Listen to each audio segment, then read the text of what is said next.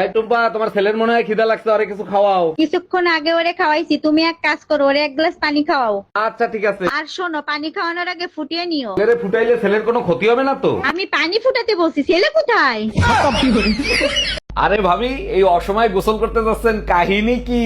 অরুণ ভাই, সবকিছুতে কাহিনী খুঁজতে যায় না, কি গরম পড়ছে দেখছেন, তাই গোসল করতে যাচ্ছি। সরি ভাবি, কিছু মনে করেন না, আমার ভুল ধারণাটা ভেঙে দেওয়ার জন্য আপনাকে ধন্যবাদ। মিতু তয়লাটা দাও, আগে আমি গোসল করব, তারপর তুমি গোসল করে নিও।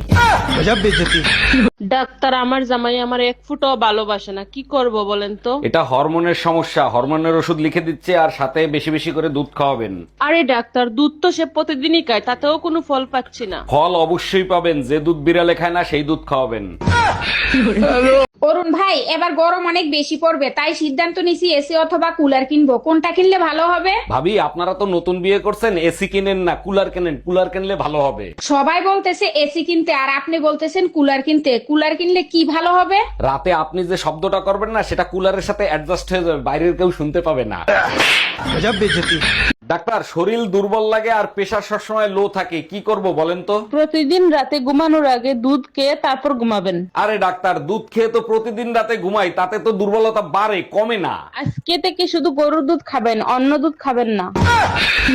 এই ঘরে এসি লাগাইছো, টাকা পাইছো কোথায়? আমার কাছে 1000 টাকা ছিল, সেই টাকা দিয়ে কিস্তিতে এসি লাগাইছি। বাকি টাকা কি তোর বাপের বাড়ি দিয়ে এনে দিবি? আমি 1 টাকাও দিতে পারবো না। 3 মাস কিস্তি না দিলে এসি খুলে নিয়ে যাবে। গরমের 3 মাস চলে গেলে এসি দিয়ে কি করব? অরুণ ভাই, শীতের আবহাওয়া তো ভালো মনে হচ্ছে না। দেখছেন ভাবি, এক তো শীত, তার উপরে বৃষ্টি, এখন কি হবে বলেন তো? আপনি টেনশন নিচ্ছেন কেন? আপনার কাছে তো হিটার আছে, যখন মন চায় শরীর গরম করে নেবেন। শীতের ভিতর বৃষ্টি শুরু হলে এক হিটারে কাজ হয় না, আপনার হিটারটা একটু ধার দিবেন। কি তুই এই বড়দুপুর বেলা কম্বল গায়ে দিয়ে কাঁপতে আসো, ব্যারামটা কি? মই মনে হয় এবার ঠান্ডা আর বাঁচুম না। হাই, মুই আউনের সময় রাস্তায় দেখতেছি ঠান্ডায় মরিয়া 3 সাইড এরকম হাল দিয়ে রইছে। মই গেলাম, আমি মোর লাগে একটু দোয়া হইরেন। কি লেগে দোয়া করবো? গোসল হতে যে মহে লিগিয়া। ভাবি, ভাই কিন্তু আপনাদের কাজের শ্রেণীর দিকে নজর দিছে। ওটা তো আপনাদের খাইসলত, ঘরেরটা থুয়ে পরেরটা দিকে নজর দেওয়া। একটু চোখে চোখে রাখেন, দেখেন কাজের শ্রেণী নিয়ে আবার পলান না দেয়। আরে না, পলাইবো না, এখন আর মেশিন আগের মতো কাজ করে না।